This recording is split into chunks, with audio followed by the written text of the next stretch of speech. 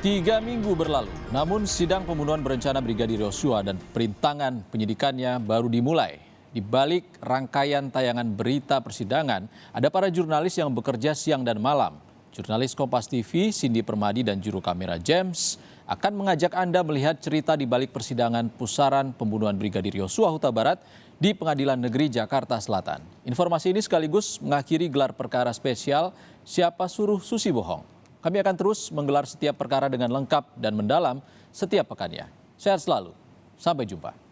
Ada jurnalis Kompas TV Asri Gunawan. Dan sampaikan seperti apa review pengadilan tadi. Sisko Donasiano. Sisko, Ridwan Soplanik yang pertama kali dihubungi Ferdy Sambo dan Alvania Rizky. Sejauh ini fakta-fakta apa saja yang terungkap dari persidangan dan siapa yang sedang dimintai keterangan saat ini? Ya, Nitya, yang didalami oleh hakim maupun jaksa adalah segala sesuatu yang dialami, didengar, dan juga dilihat.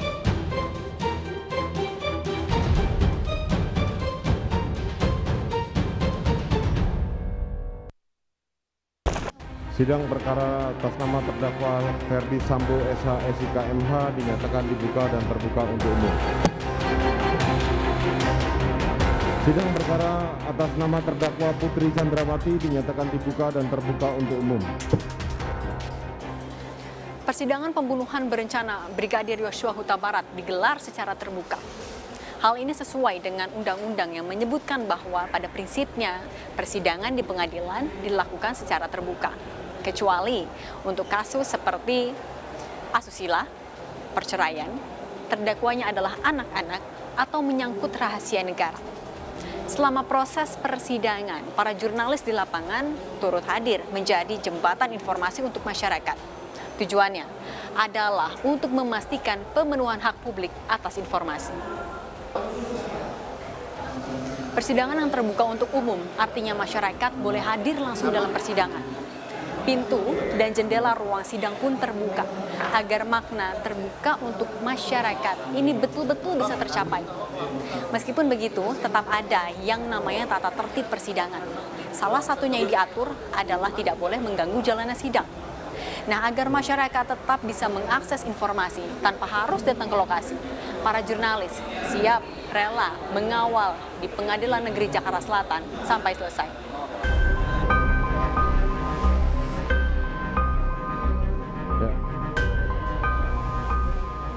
Meskipun dinyatakan terbuka, majelis hakim tetap punya kewenangan untuk membatasi siaran langsung di televisi. Misalnya, dalam agenda pemeriksaan saksi untuk terdakwa Ferdy Sambo dan Putri Chandrawati Selasa kemarin, atau saat pemeriksaan saksi untuk terdakwa Richard Eliezer Selasa pekan lalu. Sidang dinyatakan terbuka, namun audio dalam siaran langsung wajib dimatikan. Alasannya adalah untuk menghindari inkonsistensi pernyataan saksi lain yang juga akan diperiksa pada hari itu, serta menjaga agar pernyataan saksi tidak dipelajari oleh saksi atau terdakwa lain. Sidang Ferdy Sambo CS sudah bergulir selama 3 pekan. Selama itu pula, para jurnalis mengawal jalannya pembuktian perkara di meja hijau. Tentu tidak mudah mengolah banyaknya fakta persidangan menjadi cuplikan berita untuk disajikan kepada masyarakat, baik dalam bentuk tayangan televisi, tulisan di koran atau artikel daring, maupun siaran radio. Tidak hanya soal menguji ketelitian untuk verifikasi, menjaga ketahanan tubuh juga jadi penting bagi jurnalis. Apa aja yang biasanya wajib dibawa sebagai wartawan online, mulai dari perlengkapan kerja sampai plus-plusnya? Biasa ini minum, air putih. Air putih itu karena takut dehidrasi ya, terus bawa air putih. Terus ini buat yang warna-warna nih, buat biar lebih enak. Terus ini permen biar sambil iseng kan, sambil garap, sambil nulis. Terus apa lagi ya?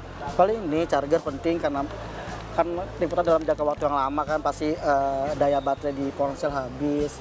Terus ya udah ID card. Kayak gini biasanya sih buat banyak cemilannya wafer gitu, cuman tadi nggak sempet. Kalau aku udah pasti harus bawa air putih buat jaga stamina, terus kalau biar kita juga kalau lagi live report nggak nggak kering gitu tenggorokannya. Terus bawa catatan buat tulis-tulis. Riset ya? Iya betul, riset. Terus juga yang penting nih biar buat di depan kamera, bawa make up, 1 kantong. Terus karena ini cuacanya Jakarta selalu panas, jadi aku juga bawa kipas. Selain tim liputan, ada tim outside broadcast engineer yang juga selalu hadir di Pengadilan Negeri Jakarta Selatan. Tim belakang layar ini memegang peranan penting dalam momen siaran langsung. Mereka memastikan sinyal satelit bisa terhubung dengan baik untuk disiarkan ke layar TV Anda.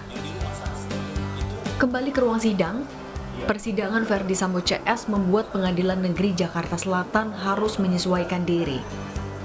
Misalnya, dengan menyediakan layar TV di depan ruang sidang untuk tetap memfasilitasi jurnalis yang akan meliput. Layar TV ini bisa memudahkan jurnalis yang tidak tertampung di dalam ruangan untuk tetap mendengar agenda sidang. Barikade pun dipasang di depan ruangan untuk membatasi area tunggu jurnalis.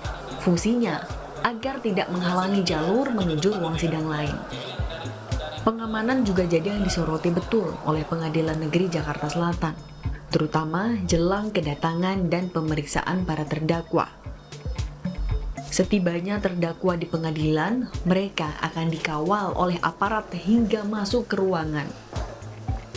Selain soal memfasilitasi jurnalis dan mengamankan sidang, yang juga jadi penting adalah bagaimana PN Jakarta Selatan memastikan pelayanan penanganan perkara lain tetap bisa dilakukan secara optimal.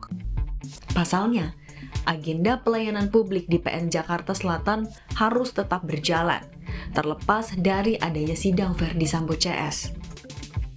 Humas Pengadilan Negeri Jakarta Selatan, Juyamto menyebut, salah satu cara agar tetap dapat memberi pelayanan kepada publik adalah dengan mengurangi volume perkara yang ditangani oleh hakim. Tujuannya agar hakim bisa fokus dalam menangani setiap perkara yang menjadi tanggung jawabnya. Sejak perkara pidana menyangkut Verdi Sambo dan kawan-kawan, tentu sudah dilakukan manajemen untuk bagaimana supaya persidangan tersebut tidak mengganggu persidangan perkara yang lain, karena bagaimanapun juga perkara-perkara yang lain itu juga membutuhkan layanan yang